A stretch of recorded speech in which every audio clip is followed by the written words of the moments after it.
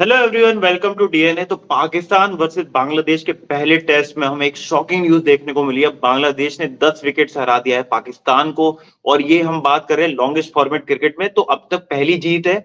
और बांग्लादेश के लिए एक तरीके से बहुत ही ज्यादा अच्छी खबर है, जो अभी तक उनके, अगर हम देखें पॉलिटिकल क्राइसिस और ये सब चलने के बावजूद, शाकिब पर अभी हमने को सुनने को मिला है, तो वो भी हम कंट्रोवर्सी पे डिस्कस करेंगे। और इस मैच के हाईलाइट्स पर। मेरा नाम है अर्पित दुबे और मेरे साथ है लव। तो लव, पहला मैच जिसमें आपने देखा पाकिस्तान डोमिनेट कर रही थी, 448 रन बनाना, लेकिन पाटा पिच पर दूसरी इनिंग्स में इस तरीके से खेला कर देना, ये समझ नहीं आया। खेला तो मुझे समझ नहीं आया। दूसरी इनिंग्स में जिस तरीके से लगातार एक के बाद एक विकेट गिरते नजर आ रहे, बाबर आजम ने वो 22 रन बना दिए जैसे तैसे। वो भी पहली बॉल पर उनका वो देखा था, छूट गए। कैच छूट गया था हाँ, लिटन दास से। वरना वो भी गए थे। और ये मुझे लग रहा है ये शायद 10 रन 15 रन का खाली टारगेट होता बांग्लादेश के लिए। और एक तरफा बिल्कुल जीत हासिल कर ली, वो भी पहली इनिंग्स में। हमको लग रहा था कि मैच जो है वो ड्रॉ की तरफ शायद बढ़ सकता है, लेकिन जी जिस तरीके से सेकंड इनिंग्स में वापसी करी बांग्लादेश ने, आउटस्टैंडिंग। जी। और अगर हम पहले इनिंग्स की बात कर रहे हैं, तो वहीं से शुरुआत से सेशन बाय सेशन लेके चलते हैं। पहले दिन की बात करें तो सिर्फ मात्र 40 ओवर का ही गेम हो पाया, क्योंकि जो ओवरकास्ट कंडीशंस थी, तो उसका फायदा भी मिला। क्योंकि आपने देखा कि शुरुआत के पहले 3 विकेट बाबर आजम 0 पर आउट हुए। शफीक और मसूद, जो कि कप्तान भी है शान मसूद, जल्दी आउट हो गए थे। 16 रन पर 3 विकेट गिर चुके थे। फिर उसके बाद सैम आयूब और एक बड़ी पार्टनरशिप होती है सौद शकील के बीच में। सैम आयूब आउट हुए, लेकिन फिर सौद शकील और रिजवान ने मैच पूरा पाकिस्तान के फेवर में लेके आ गए। जो लग रहा था 250-300 पे ऑल आउट होंगे, वहां पर ले जाके आपको 448 4-6 पे आपको डिक्लेयर करना पड़ा। क्या अब लग रहा है कि हाइंडसाइट में ये डिक्लेयर करना इनको भारी पड़े? क्योंकि पिच जब आपके लिए फ्लैट थी, तो आप करीबन ये टारगेट 600 ले जा सकते थे। और फॉलो ऑन को देखना चाहिए था, ना कि आपको दूसरी इनिंग खुद खेलने को देखना था। मेरे हिसाब से रिजवान और अफरीदी बैटिंग करे थे, शायद थोड़ा और एंड में जिस तरीके से अफरीदी ने आके बाउंड्रीज निकाली है, शायद थोड़ा और खेल के और बाउंड्रीज एंड में रन निकाल के शायद उसके बाद डिक्लेयर करने के बारे में मुझे सोचना लगता है चाहिए। कि 500 से ऊपर जितना भी टारगेट होता, जिस तरीके से हम उससे एडिड प्रेशर रहता है जैसे हम कहीं। ओडीआई में 300 रन की बात करते हैं, वैसे ही अगर हम टेस्ट फॉर्मेट की बात करें, तो 500 रन एक बिल्कुल। बहुत बड़ा प्रेशर आपके लिए क्रिएट कर देता है। वहां पर थोड़ी सी चूक कह सकते हैं पाकिस्तान से हुई। लेकिन चूक पाकिस्तान से हुई है, तो बांग्लादेश ने वो अपॉर्चुनिटी को क्रिएट भी किया है। जिस तरीके से शदमन ने शुरुआत में, एक बांग्लादेश ओपनर्स की अगर हम बात करें, तो शतक से चूके लेकिन 93 रन बनाए। वहीं अगर हम बात करें मोमिनल, उन्होंने भी 50 रन बनाए। तो जो छोटी छोटी पार्टनरशिप हमें देखने को मिली, कि जहां पर आप देखते हैं कि 53 रन पे दूसरा विकेट गिरा, तो एक 90 रन की पार्टनरशिप करीब हमें देखने को मिली।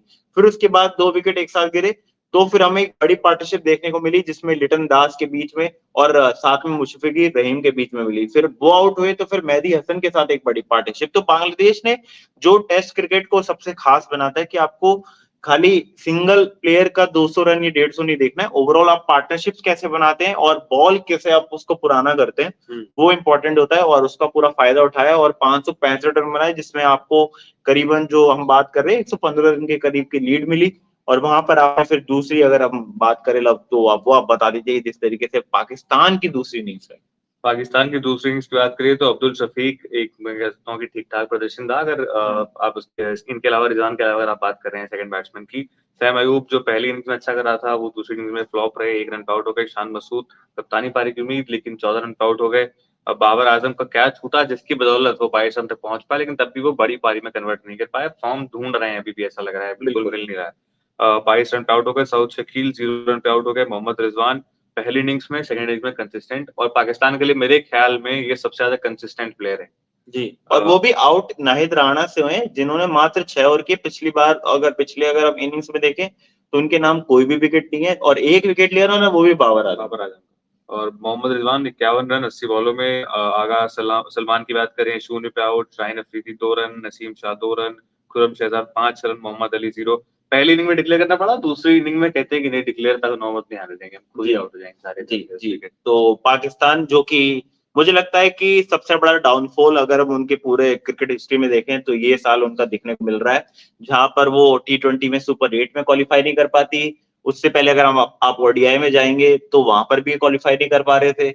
वहां पर भी आप अफगानिस्तान जैसी टीम से आ जा रहे हैं, यहाँ पे बांग्लादेश टेस्ट, तो मुझे नहीं, लगता है पूरा डाउनफॉल मेरे और हार ख्याल से चुका अब है। अफगानिस्तान जैसी टीम बोलने की जरूरत है नहीं हमको। अफगानिस्तान मतलब किसी को भी वो हरा देती है। किसी को भी हरा देती है, वो ऐसी टीम है कि लेकिन वो बहुत। एरा जो शुरू हुआ, वो पाकिस्तान को हराने से हुआ। हाँ, पाकिस्तान को हरा के वो जो कॉन्फिडेंस है उसका, तो ऑस्ट्रेलिया को हरा दिया। तो मतलब अफगानिस्तान तो नेक्स्ट लेवल पे पहुंच गई है। फिलहाल पाकिस्तान की बात करें तो एक और डिसअपॉइंटिंग परफॉर्मेंस पाकिस्तान की तरफ अब मुझे नहीं लगता कि कोई फॉर्मेट बचा है जिसमें वो कह सकते हैं कि हमारा थोड़ा भी डोमिनेंस है। अगर आप बात करें, बाबर आजम ओडीआई के नंबर 1 प्लेयर है, लेकिन टेस्ट हो, ओडीआई हो और इवन T20 तीनों में बहुत ही फ्लॉप शो चल रहा है। और ओवरऑल टीम का भी परफॉर्मेंस देखे तो एक मोहम्मद रिजवान ही है जो हमेशा ले जाते हैं एक पार तक, लेकिन ये कि वो फिनिशिंग टच नहीं दे पा रहे जिस तरीके से हमने इंडिया वर्सेस पाकिस्तान मैच में देखा। अभी T20 में आप लॉन्गेस्ट फॉर्मेट में भी देखे तो दोनों ही इसमें मोहम्मद रिजवान ये प्लेयर थे। लेकिन आपको जैसे पता है कि मैं पहले भी कह चुका हूं कि पार्टनरशिप्स का गेम होता है। यहाँ पर पिछली बार उनको 100 शकील का साथ मिला, अगर इधर भी मिलता तो मुझे लगता है कि वो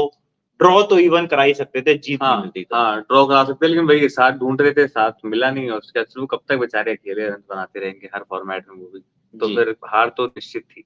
जी, तो वही हमें कुछ हार देखने को मिली है। अब देखते हैं कि हार से सबक लेने के एक और टेस्ट है, तो उसमें भी आप हमारे साथ जुड़ जाइएगा और फॉलो और सब्सक्राइब कर लीजिए डीआरए को, क्योंकि India tour of Bangladesh tour of India भी आने वाला है और बहुत ही ज्यादा एक्साइटिंग क्रिकेट अब हमें 2-3 महीने में आगे देखने को मिलेगी। तो फॉलो और सब्सक्राइब करना ना भूलें, और आपको हमारा आज का लाइव सेशन और एनालिसिस पसंद आया है तो लाइक शेयर कमेंट करें। Thank you for watching DN.